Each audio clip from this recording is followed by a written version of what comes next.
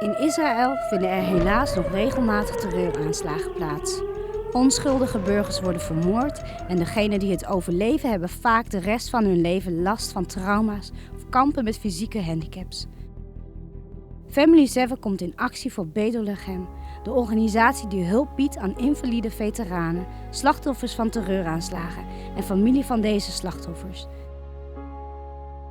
Naast revalidatie helpt Beit Halochem onder andere met studiebeurzen, reïntegratie en verbetering van de kwaliteit van leven. De organisatie heeft inmiddels al 51.000 mensen kunnen helpen, maar helaas komen er elk jaar nieuwe slachtoffers bij. Beit Halochem is voor 80% afhankelijk van giften. De fitnessruimte is te klein en moet dringend worden uitgebreid.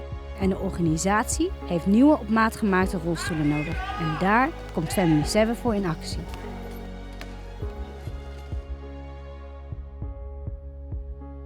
In de afgelopen aflevering ontmoette ik Metal Wax.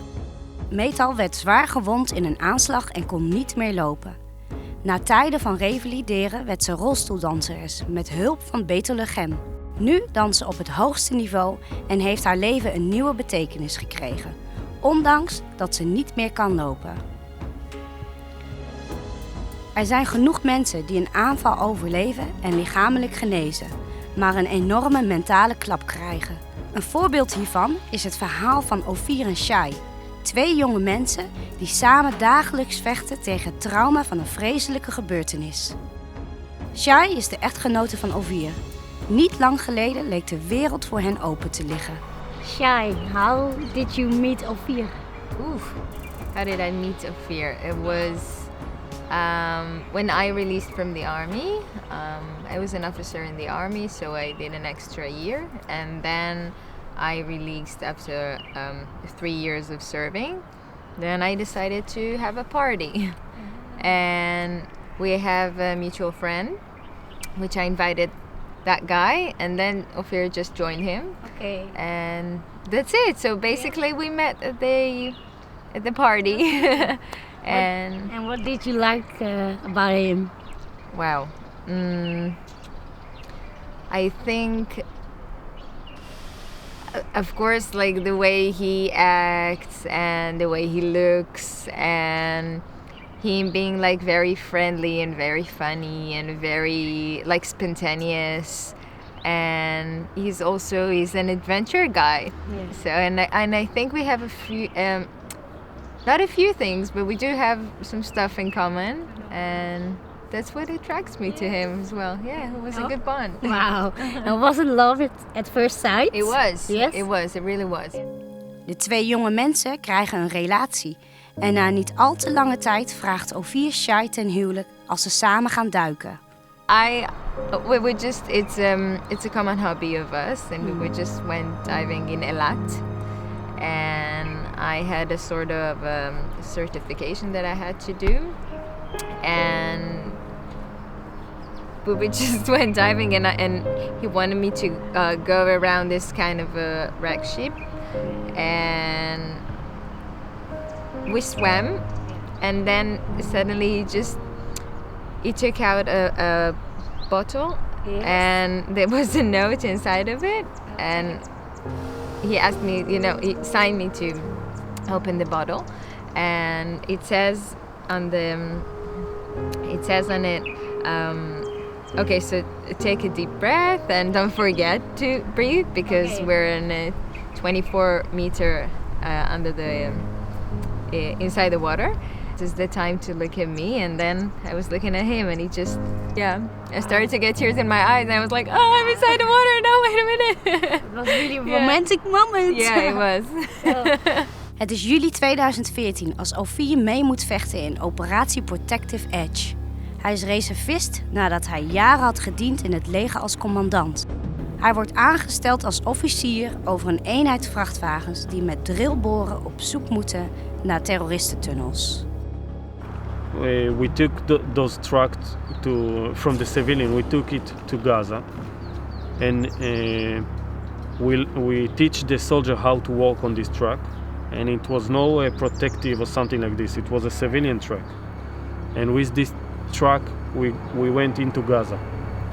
in a week and a half we found 16 tunnels that crossed the border from Gaza to Israel. And after a week and a half, my commander came to me and he told me that there is a huge tunnel 34 meters under the ground. It's like, imagine a tower with 10 floors, something like this, under the ground. And you need to find these tunnels because we got from the intelligence, we got the information that the Hamas terrorists want to cross the border through this tunnel and kidnap some soldiers. So we went to find this tunnel, and we walk since 8 in the morning, and in 6:30 p.m. While the sun was in front of our eyes, the Hamas went out from a tunnel. They went out from the ground and they shot a Cornet rocket. It's a huge rocket. They shot it from a mile and a half, something like this. And it's a rocket that they have a joystick, like a Sony PlayStation joystick, and they can bring the rocket exactly to the point that they want it hit. So the rocket hit our truck. It hit 1.5 meter behind me. So it's a miracle that I'm alive. De raket explodeert vlakbij Ofir. Zijn helm en vest vangen de meeste metaaldeeltjes op. Maar er komen ook stukjes schroot in zijn lichaam. Als hij weer opstaat, dirigeert hij, ondanks zijn verwondingen, zijn mensen naar een veilige plek. I started to count my men. I saw that some of them missing.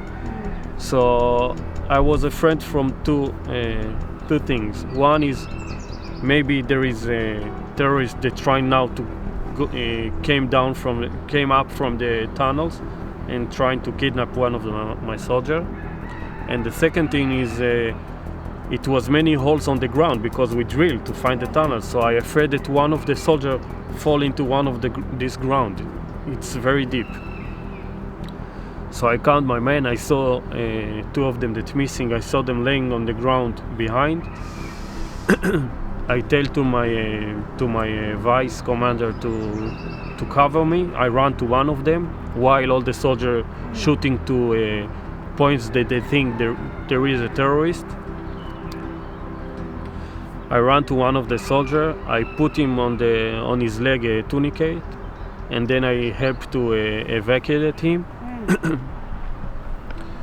And then I came back to the safe point to give more order to my soldier. And on that moment I passed out, and I don't have any kind of memory of my evacuation to the hospital. The next thing that I remember, it's me on the ambulance and the paramedic trying to wake me up, and they succeed on the ambulance. Shai is niet op de hoogte van de gebeurtenissen, totdat ze een telefoontje krijgt. I got a phone call from his sister. She said that Ofir was injured. Don't worry. He spoke to dad. And just in a matter of second, it turns into like, thank God that he's alive and he's just wounded. When we went into the hospital, I remember I was just running inside. I didn't stop at the security, or I just ran inside and I saw him. It wasn't really like with us, because he was also it was terrifying. You could see it on his face. It was full of like mud and dust, and he was talking, but like his words sound very unclear, and of course both of us were like very emotional, and we were started crying together. And then I saw like the wounds as well that he has, and you see all the doctors are coming and trying to take care of him. It's very blurry for you, because I mean you see the person, but you see that he is in consciousness, but he's acting very different than what you know. Ofir is gewond, maar heeft het overleefd. Hij mag na 2 dagen alweer naar huis, maar daar gaat het goed mis. So after 2 days they released me to the house. I went back to my parents' house, and at the same day that I arrived to the house, I passed out again. And at that moment I lost my ability to stand and to walk. I forgot how to walk. En dat is het begin van een revalidatietraject dat uiteindelijk 2 jaar in beslag zal nemen. Maar ook hun voorgenomen huwelijk moest worden uitgesteld. One professor, one neurologist, that she came to me and she told me, Ofir, this is your goal. You must stand for your wedding. And I start to work hard. They gave me a virtual reality treatment. They tied me to the ceiling, and with many play, I started to learn in the age of 21 how to walk again. Your choice was to fight for your love and to recover fast. Yes, exactly like that. It was the hardest thing that I've done in my life.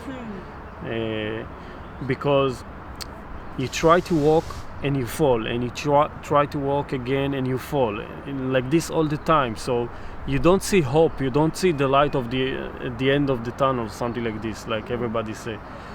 You sometimes you think maybe this is the situation for the rest of the life. Maybe I will need to do on a wheelchair. And then because of my family and Shai and everybody that they was around me and they hug me and they tell me all the time you can do it, and I work very hard and I came back to stand and I walk, and today I even running. Like a year ago I succeed to run half marathons. For me it's amazing.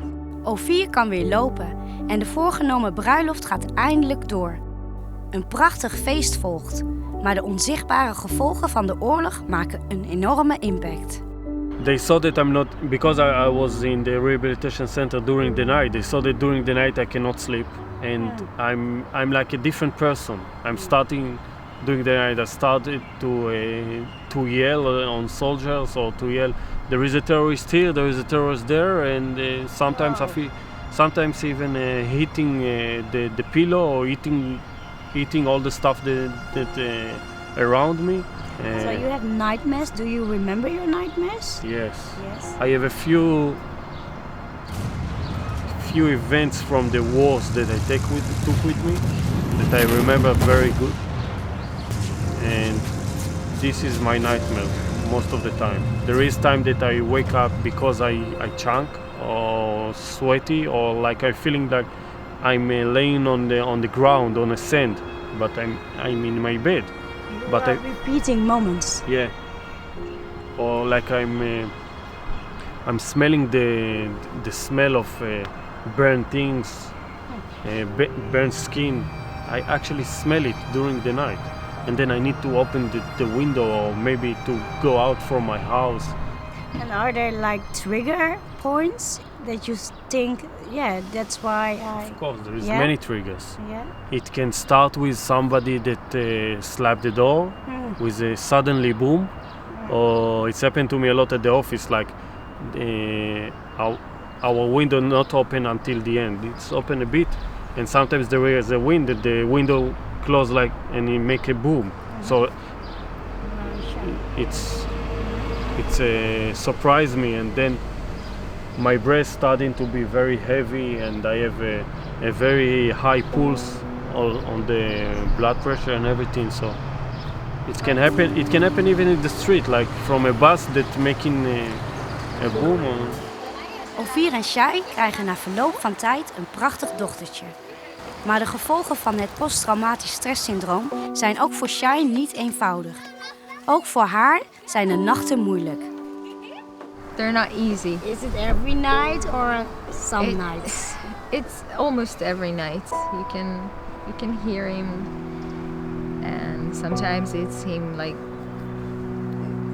like screaming a little bit or something, or sometimes there can be some nights that he's just waking up and he's not telling me anything, and he just it in the morning.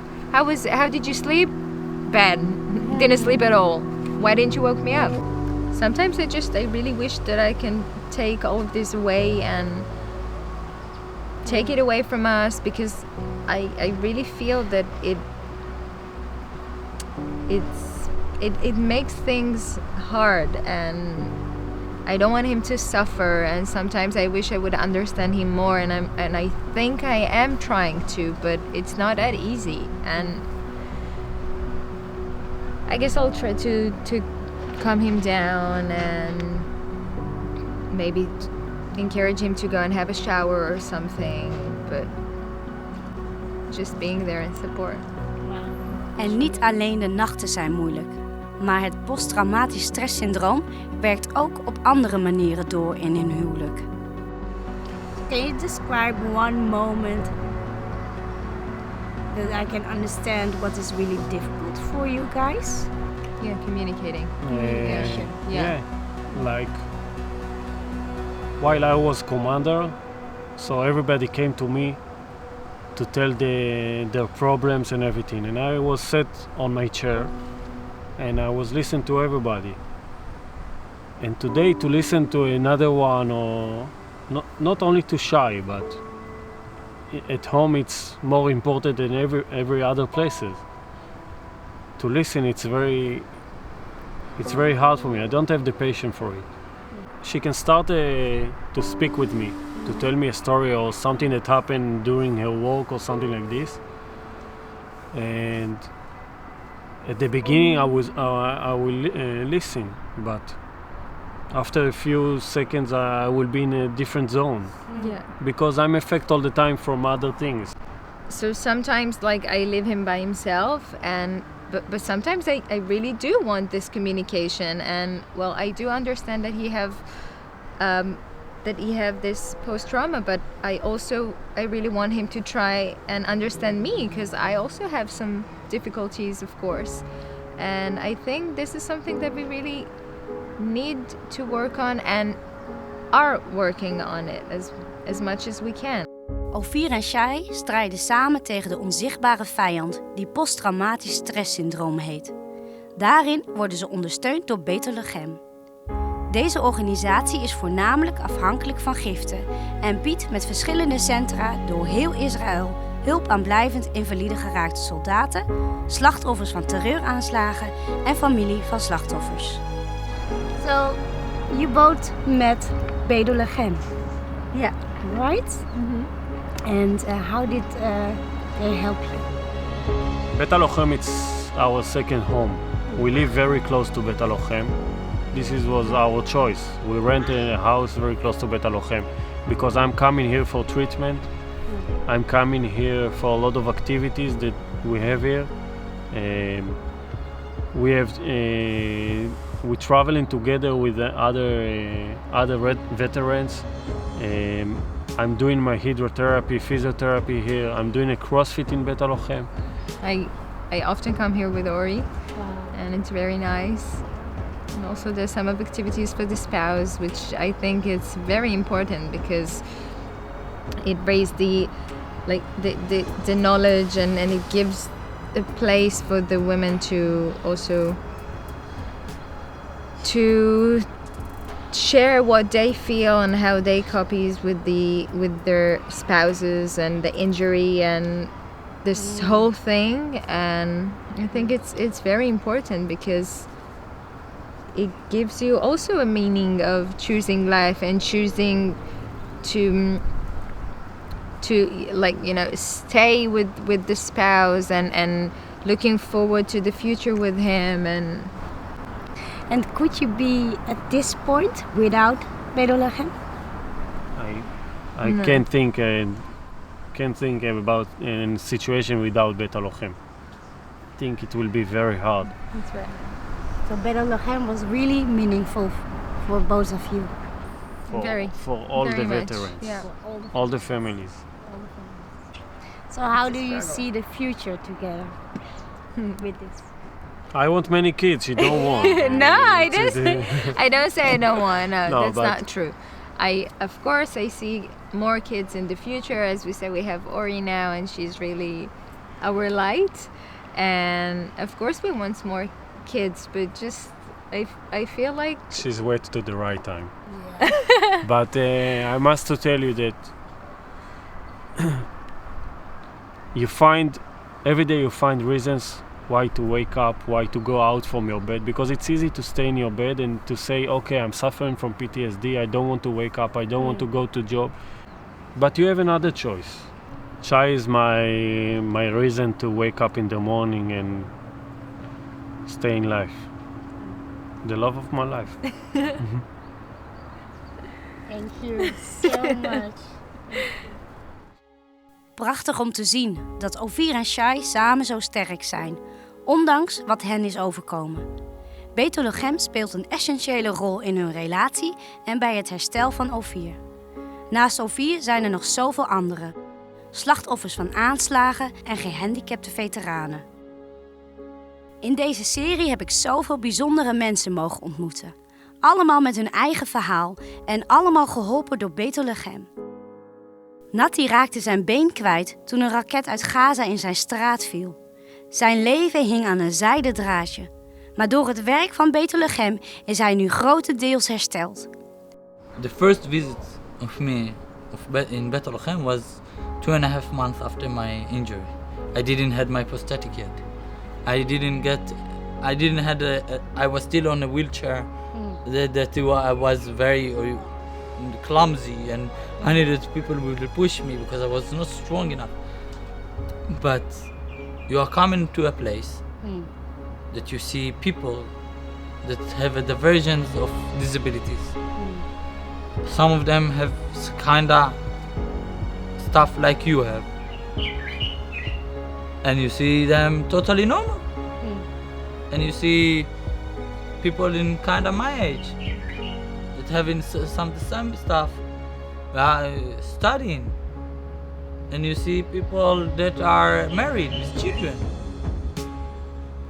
And you are getting to a facility that you are the people playing basketball on wheelchairs, people swimming with only one hand and one leg. When they told me that I'm going to the rehabilitation and start to do physiotherapy and all the other stuff, it gave me strength. Gave you hope also. Gave Hope. you a lot of hope. Hope. It's a small word for what I got. It gave me everything. Ik ontmoette Hanoch Boudin, die ondanks dat hij zijn arm kwijtraakte, toch Paralympisch kampioen zwemmen werd met de hulp van Beit Halochem. And that was my biggest win ever. Yes. That in 1988, 100 meters backstroke, gold medal, world record. Yes. In one competition as a 26-year-old. Wow. Amazing. Anat verloor als 18-jarige haar benen, maar is er letterlijk en figuurlijk weer bovenop gekomen. Life is not for granted. No. But when you get it back, you have to know what to do with it. And this is the present that we are here in Beit Halochem giving to the young wounded, because unfortunately in Israel there is war all the time. Metal was na een aanslag ernstig gewond geraakt en kon nooit meer lopen. Toch danst ze nu op het hoogste niveau als rolstoeldanseres. They came, I think from here they came visit me in the hospital, and they told me there is a rehabilitation center really nice that called Beit Halochem. Never heard of it before, never heard.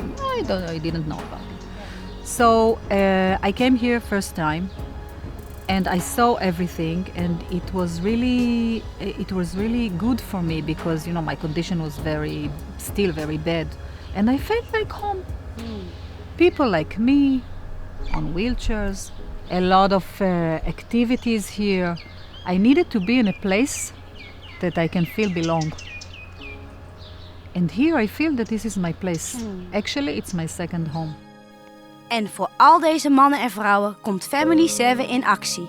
Het rolstoelbasketbalteam speelt op topniveau. Maar de rolstoelen slijten natuurlijk hard. Daarom moeten ze om de paar jaar worden vervangen.